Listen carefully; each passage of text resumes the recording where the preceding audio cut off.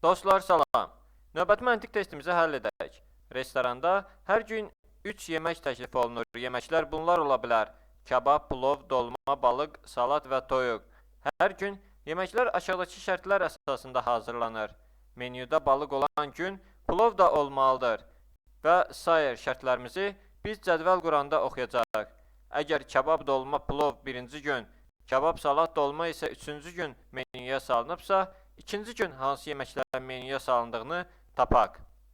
İlk öncə cədvəlimizi qurmağa çalışaq və cədvəl qurarkən hansısa sətirlər və ya sütunlar artıq olarsa, onu sonra silə bilərik.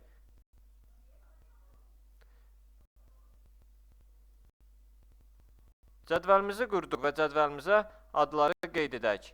Kabab, plov, dolma,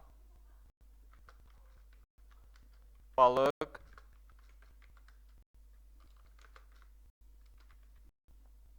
salat və toyuq. Və günlərimizi də qeyd edək. Birinci gün,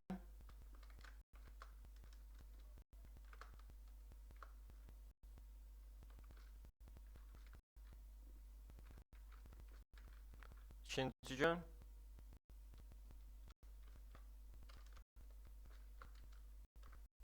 və üçüncü gün. İndi isə bizə verilənlərdən istifadə edərək cədvəlimizi doldurmağa çalışaq. Baxırıq ki, ilk öncə deyir ki, əgər kabab, dolma, plov birinci gün kabab olub, plus yazırıq, dolma olub menyuda və plov olub. Hər gündə 3 yemək ola bilər. Birinci gün 3 yeməyin adını yazdı. Bir də üçüncü gün də menyuda kabab, salat, dolma olub. Kabab olub, salat olub və dolma olub. Bizə birinci və üçüncü gün menyuda olanları da verir.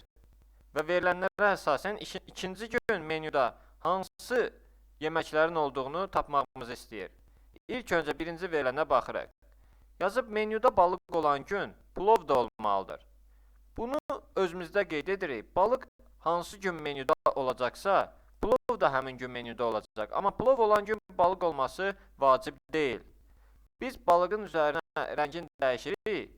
Bunu rəngin dəyişməyimizdə səbəb odur ki, və yaxud siz də qeyd edə bilərsiniz üzərindəki plov. Yəni balıq olan gün plov olmalıdır. Onu yadda saxlamaq üçün. Keçirik ikinci verilənə. Dolma menyuya hansı gün salınıbsa, səhəri gün, yəni ardıcıl olaraq menyuya salına bilməz. Deyir ki, dolma, məsəl üçün, birinci gün menyuya salınıbsa, ardıcıl olaraq ikinci gün yenə də dolma ola bilməz. Ona görə dolmanın ikinci gündən kəsişdiyi yerə minus yazırıq ki, dolma ola bilməz. Toyuq menyuya ancaq salat menyuya salınan gündən sonraki gün salına bilər. Toyuq menyuya ancaq salat menyuya salındığı gündən sonraki gün salına bilər. Yəni, salat birinci gün salınsaydı, ikinci gün toyuq olacaqdı menyuda. Amma salınmadığı üçün, üçüncü gündür salat. Deməli, toyuq dördüncü gün olacaq menyuda və o da bizi maraqlandırmır. Çünki bizdən ikinci gün hansı yeməklərin menyuya salındığını soruşur. Deməli, toyuqla da ikinci günün kəsişdiyi yerə minus yazırıq. Çünki toyuq da olmayacaq. Sonra bir gündə təklif olunan 3 yeməkdən yalnız biri səhəri gün menyuya salına bilər. Baxırıq ki, bizə deyir ki, bir gündə təklif olunan 3 yeməkdən yalnız biri səhəri gün menyuya salına bilər. Yəni, 3 yemək birinci gün təklif olunub kabab, plov, dolma. Onun biri yalnız ikinci gün salına bilər. Biz də bilirik, dolma olmayacaq. Ya bu kabab olacaq ikinci gün menyuda, ya da plov olacaq menyuda. Amma bir dənə də diqqət edirək ki, bizim 6 yeməkdən nağd bilirik ki, ikisi salınmayacaq menyuya ikinci gün. Dolma ilə toyuq. Və bilirik ki, kababla plovdan da biri salınmalıdır. Deməli, 3 yeməyimiz də ikinci gün menyuda olmalıdır. Biri bu ikisindən biri olacaq. Yerdə qalır 2 yeməyimiz. Deməli, bu 2 yeməyin ikisi də mütləq bizim ikinci gün menyumuzda olmalıdır ki, bizim 3 yeməyimiz bütövlənsin menyumuzda. Biz ikinci gün balıqla salatın menüyə salındığını tapdıq.